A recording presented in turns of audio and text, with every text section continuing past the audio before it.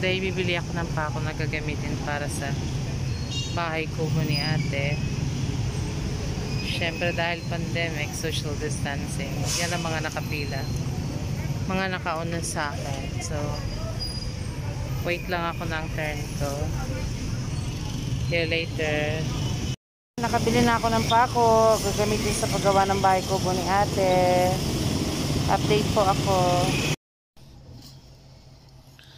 Hi guys, hello, good morning. Maaga ako today kasi pupunta ako mamaya dun kay ate kasi magpapagawa kami ng bahay kubo na yung naka-elevate man lang dun sa tubig kasi lubog yung bahay kubo nila ni kuya.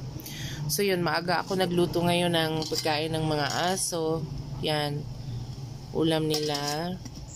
Dadalahan ko din dun yung isang aso ni ate, si Darna. Yan yung aking sinaing. Yan. Maaga ako today. Dito ako nagluluto ng pagkain ng mga aso namin kasi yung gasol ko ay ano lang, single burner lang. So ginagamit pagluto ng pagkain namin. So yung sa mga aso dito na lang sa kalan. Yan. Dito ako nagluluto ng pagkain nila. Yan. Sige po, mamaya po uli. Darna's food. Dali namin para sa kanya mamaya.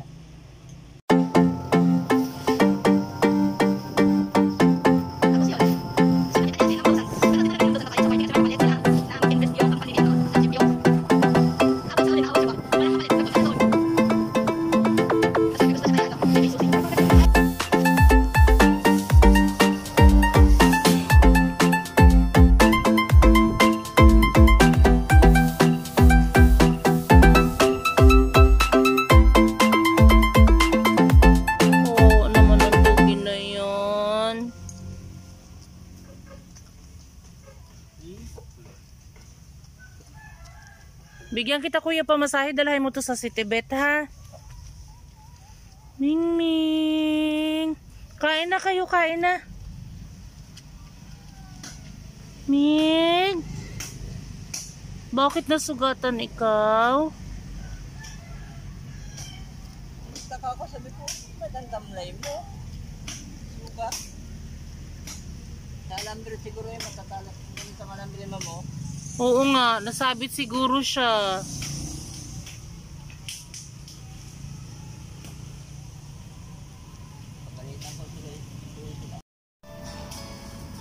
Okay, okay na, okay na. Ano na?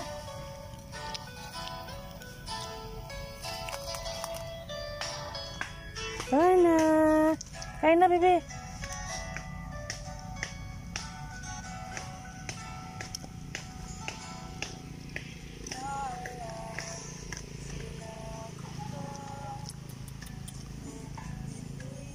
Ang payat ni Darna, oh.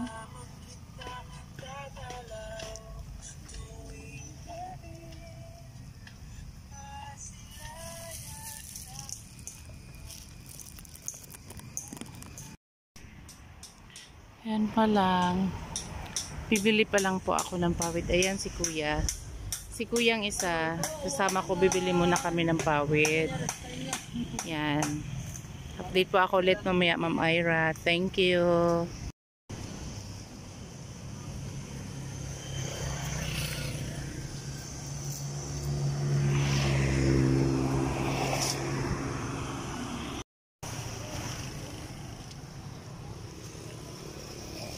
Patong po yung tawag dyan. Hindi siya kawayan. Okay na? Sige kuya, ako na magbayad.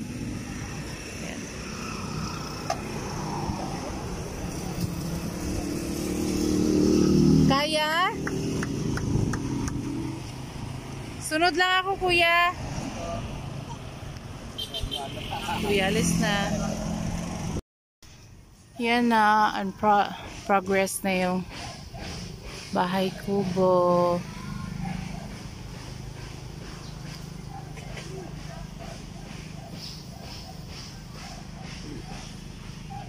Yan yung bahay kubo ni ate.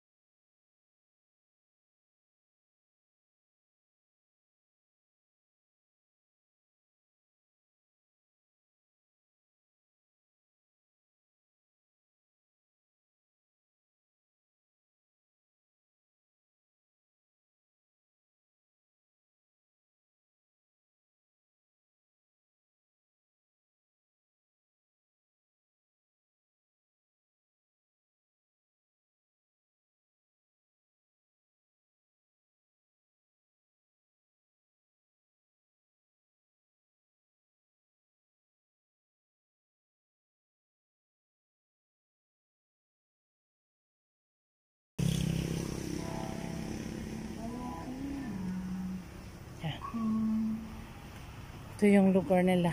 Kuya.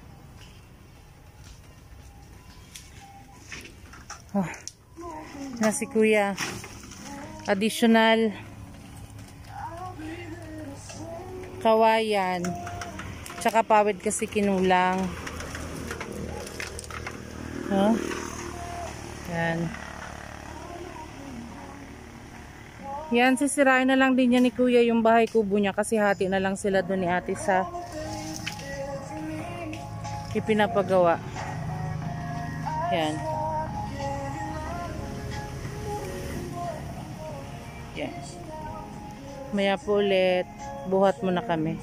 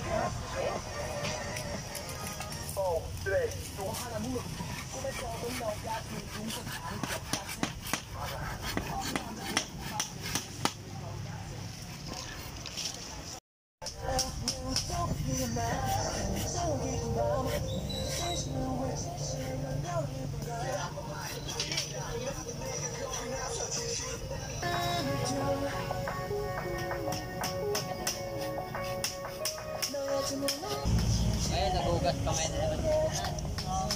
Dahil sabi ng kagawan niya, hindi ka pinawala ng daw.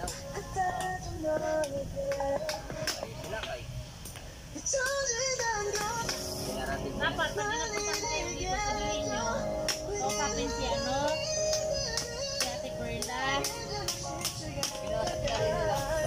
Bakit kayo paalisin dito si Ate Perla naman ang kausap sa init-init dito? Anong pakialam nila dito?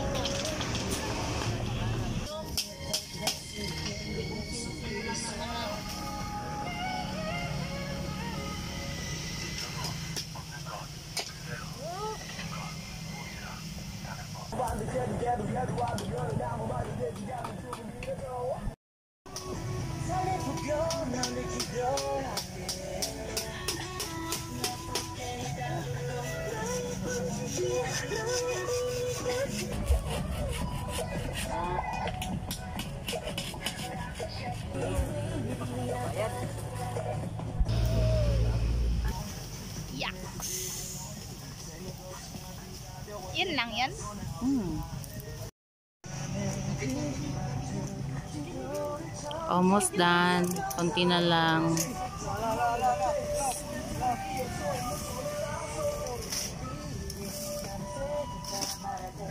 Magulo. Patay na kasi ba?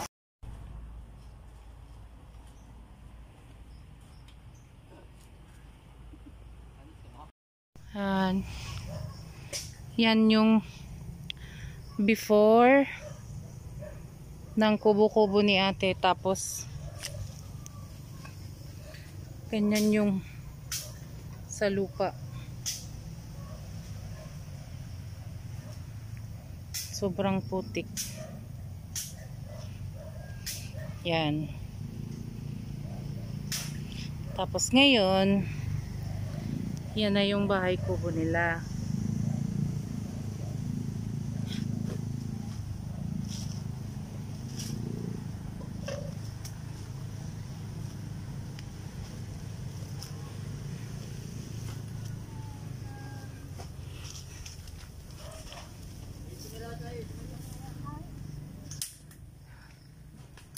Yan.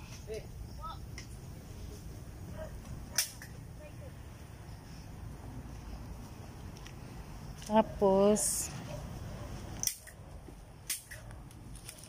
yan na yung sahig nila. Malinaw ba? Yan na yung sahig. Yan yung loob. Tapos yan na yung bubong. Yan. Kulang na lang doon.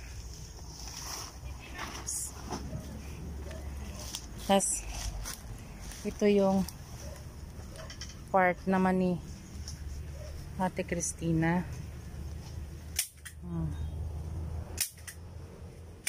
Yan.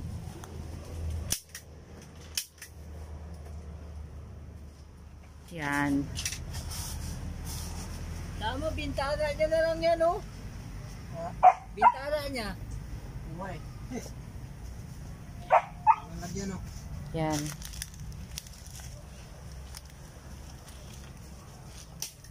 Yan yung isang kubo.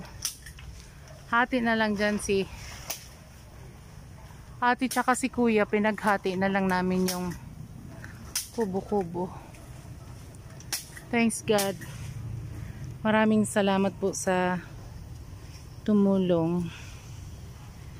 Yan. Hindi pa po tapos. Sumaya po konti. Yan. Aray ko. Ito na. And my helper assistant today, my beautiful daughter. Yan. Ito na yung bagong kubo ni ate.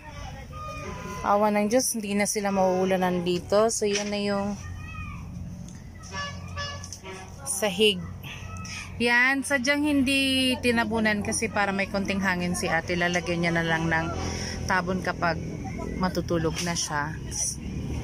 Ito yung kanyang ilaw. Yan. Yung kanyang solar lights. Nakita nyo yung nakikita ko. Yan. Naglilipat na si ate. Oh.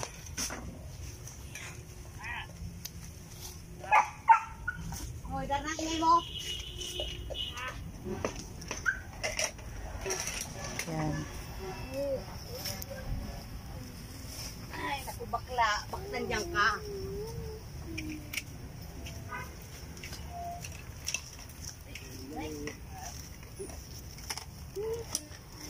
Ay, kabayan na. Kabayan. Kabayan na.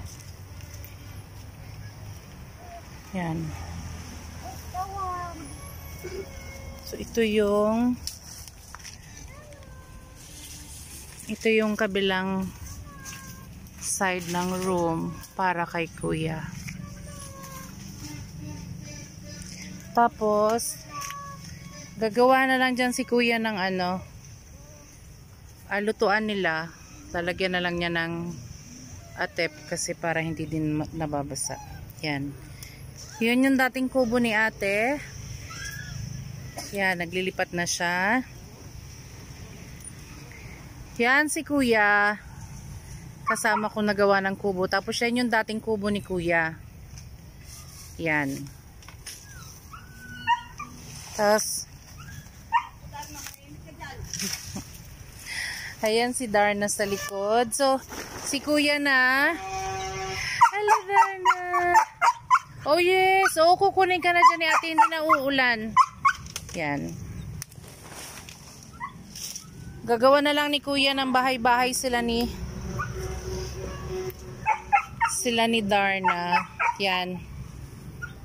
So, yun na yung bahay kubo nila kuya. Yan na yung finish product. Sila na lang magano nila kuya dito. Yan. Yan pang sara ni ate ng kanyang magandang pintuan. Yan. So, thank you so much guys. Maraming salamat sa tulong nyo. Yan. Thank you. Thank you. Ayan. Oh. Ate Christina, mag-thank you ka. Yan. Tapos yun si kuya. Thank you po. Yan.